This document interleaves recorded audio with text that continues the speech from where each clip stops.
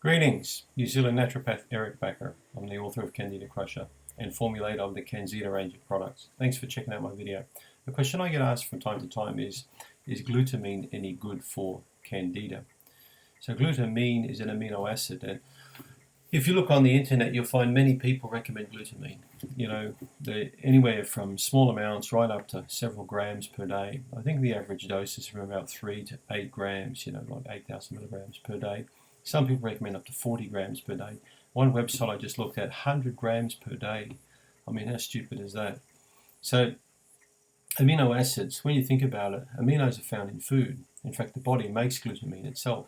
So, eating a diet with glutamine will come naturally to you. And if it doesn't, you need to source, aminos from foods that you eat. And you should be able to get all the aminos you need from a really good, natural, healthy diet. I mean, supplements are one thing, but, how far do you want to go with supplementation?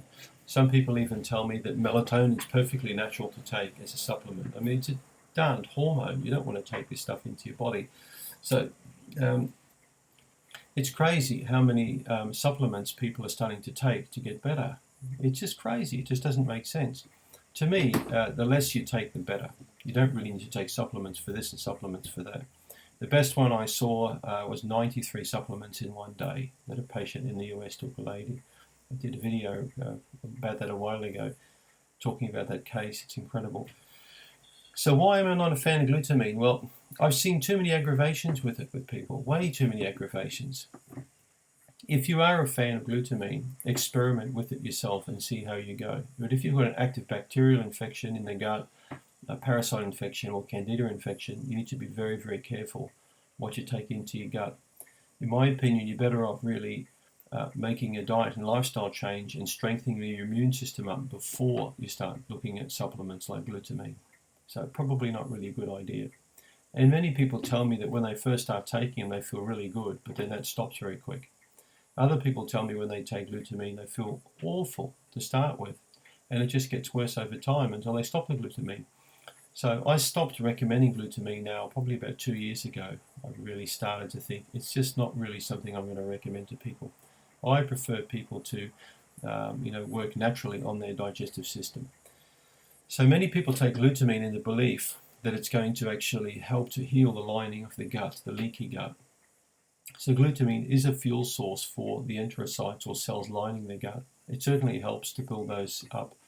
It's also important because it eventually converts to GABA aminobutyric acid, which is a hormone predominantly made in the digestive system. The small bowel makes about 75% of the body's GABA, which has a big effect on allaying anxiety in the body. So when it comes to things like glutamine, you're better off letting your body naturally make it and rely on it from dietary sources. And if you want to heal the lining of the gut, fermented and cultured foods, and then also include on that natural sources of prebiotics. And again, I'm not a fan of fructooligosaccharides or inulin in dietary supplements. Too many problems I've seen with it. I prefer people to heal the lining of the gut with these kind of foods. I've written an article on ericbakker.com. I think it's called Natural Alternatives to Antibiotics Part 4.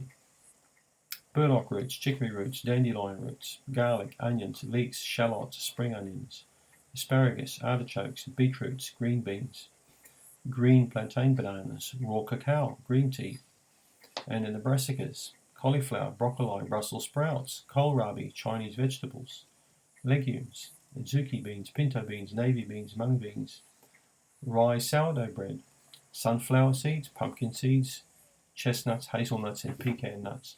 So that's a good list there of some of the best foods to help with the gut and healing the gut and to repair the lining of the gut rather than glutamine.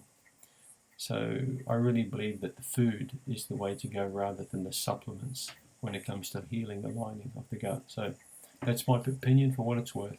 Thanks for viewing this video.